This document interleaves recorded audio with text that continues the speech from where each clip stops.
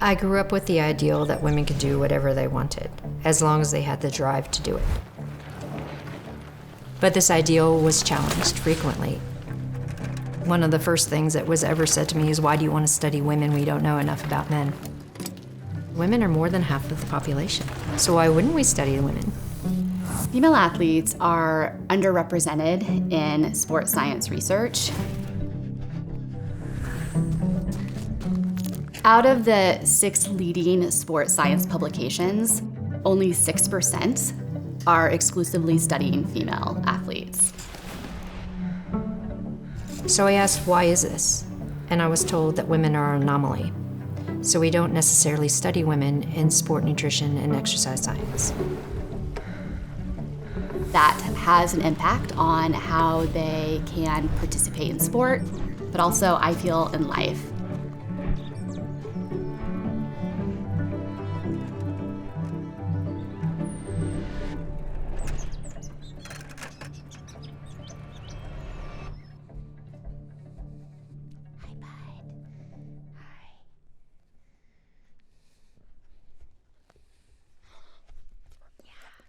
We're gonna go.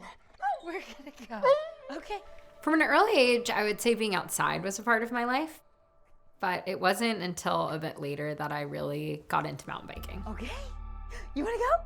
I grew up in Marin County, where mountain biking was originally invented, and I think it's clear if you visit why.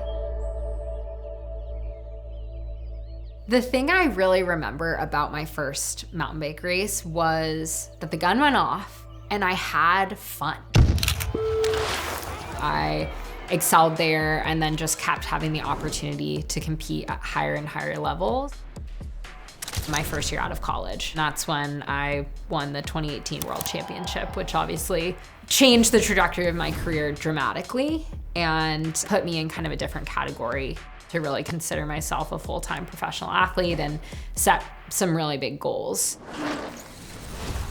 Women and girls need that space. They need somewhere where you can be fully 100% all in. You can take risk, you can meet challenge and transcend it and be more.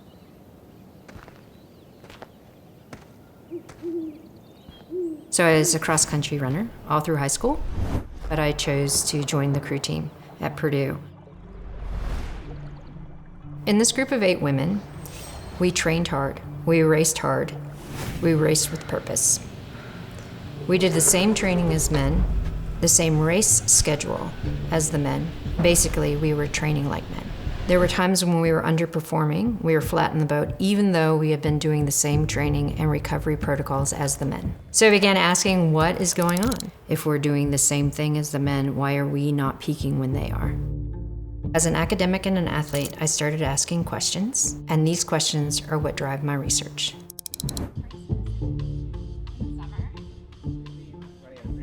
I want female athletes to have less injuries, feel stronger in their sport, but also in life. When I was in residency at Stanford, I did a lot of research with some awesome collaborators and mentors on female runners who suffered from bone stress injuries. And we realized that a lot of the issues were related to nutrition and fueling and underfueling or overtraining or a combination of that. And part of the issue was a lot of these athletes didn't have the education or the resources to make some of those changes. We wanted to help close that gender gap in sports science and translation through doing good research, but also through translating the science in a really easily understandable way. And so that motivated a lot of education, better research on bone health, better research on nutrition, to help inform these athletes on the best training practices to keep them from injury.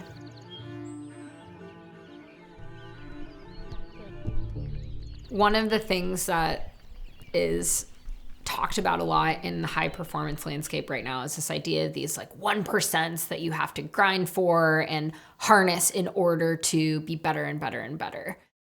And I think for me as an athlete, I've tried a lot of those things. I've like dedicated myself to a lot of those like small incremental gains. And in some cases they work.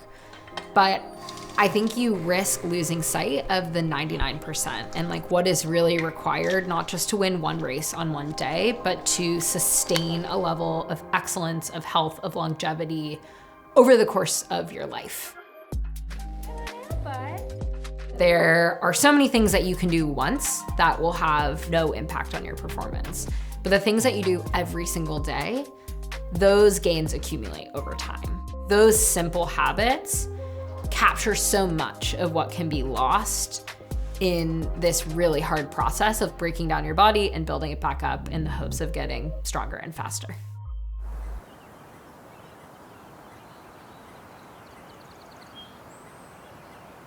The sex difference that we see in performance, it's based on the protocols that are used.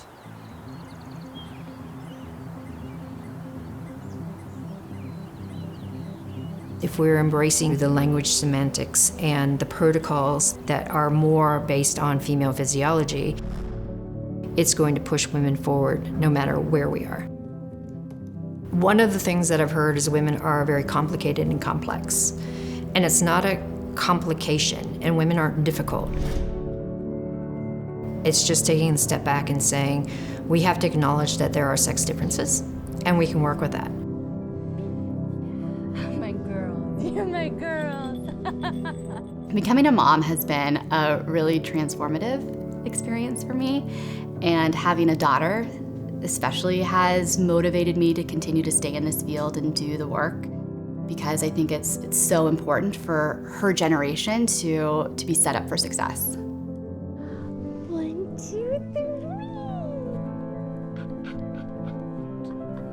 3. Performance for life is performance potential. And it doesn't mean an elite athlete achieving a gold.